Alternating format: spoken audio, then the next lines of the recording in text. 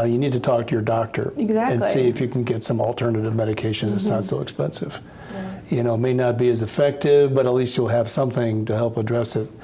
And they'll shop around. You know, they'll help you out. I mean, I just had that. I'd take these eye drops, and some of them were really expensive. And she got on her cell phone, you know, and it took about 2 minutes. She's like, "Oh, I can get all 3 of the drops in one thing here, and blah blah blah. And it's cheap." And okay. You know, sometimes the doctors, they don't think about what it's going to cost. You know, they don't, that's just not in their brain. Company bought them lunch last week. Well, that, you know, that's where my mind goes, but I mean, that's, I think of advertising. but they don't, you know, it's like, well, we're going to give you Eliquis, you know, it's a great blood thinner. Well, did they say how much it costs, you know? I mean, I've had people go from expensive blood thinners back down to warfarin because, you know, they just can't afford it, but they need to be on a blood thinner. And you have to go and get tested once a month, and they realize that. But, you know, if you can't afford it, you have to be able to eat. Yeah. You know, and that's going to take precedence over buying a drug, regardless of what's going on. And you just have to look at all the options. You know, the more that you can lay out there. No, I haven't talked to my doctor about that. Well, maybe you might want to address that with him and see if there's some alternatives that you can take. You know. Yeah, I've had people say, "Oh yeah, clopidogrel just makes my stomach upset." It's like clopidogrel you take so you don't have another heart attack. You know, it's just such a. But you know, it's their life. That's all we can do is just suggest what we can. Yeah.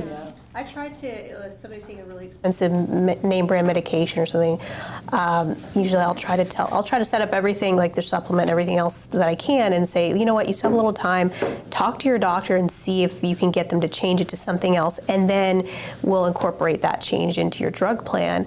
But if it's a situation of where it's a really expensive medication, they'll just say, I don't take it, and you know, just that's all there is, but I don't take it, you know, and it's sometimes a really expensive medication can make a huge difference in if you leave it in the drug plan, what's recommended as opposed to you take it out, you know. And if I just cannot get somebody if I get somebody who's really stubborn like that, I'll say, look, this is the option if you put it in there, and this is the option if you take it out. And if they choose the option where we're just not going to put it in, you know, have it calculated in with the drug plan, and it would be expensive if they did take it.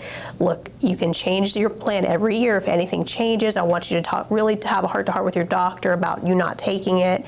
And if anything changes where you do need to take it, you know, you can always change your drug plan and add it back in and have it recalculated, because I want you to take care of yourself. That's what I'm here to help you take care of yourself with your health coverage, and I care that you're taking care of yourself. I want you to be around a long time. And, you know, obviously people are there unto themselves, and that's all you can do is tell them what, you know, warn them of alternative or the repercussions if they do and they don't, because then it's from that point it's you've left the decision, it's in their hands, and you can sleep at night.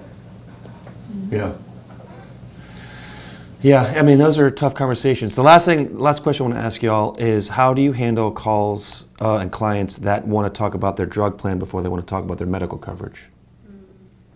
That's going to come up in the AEP. It's always, let's take care of the drugs first. Yeah. You know, and there's a reciprocity there. Sure, I'll help you with your drug plan. Let's talk about your dental and your final expense. And, you know, once you get that and you help them out with that, it's like, okay, now let's get down to business. You know, and look at everything, make sure that you have everything that you need. And so do you lead with drug plan or dental vision? Well, if they, no, I mean, I lead with, if they're calling and they want help with their drug plan, you know, I'll help them with it. I'll show them how to do it, you know, because I don't sell them, you know, I'll walk them through MedD on Medicare.gov, which is usually a simple process.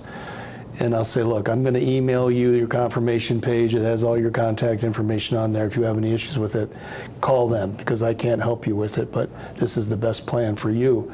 And then, you know, we talk about everything else. Let's take a look at everything else that you have, make sure that you're in the best spot there. And like Jacob said the other day, they're in a buying mood. I mean, they're in business mood. You know, you got them on the phone, and they anticipate they're going to spend some money, you know. So it's never just do the drug plan and, okay, thank you. You always have to bring up everything else that we sell. very important. And it'll be good for them too, because 9 times out of 10, we're going to save them money.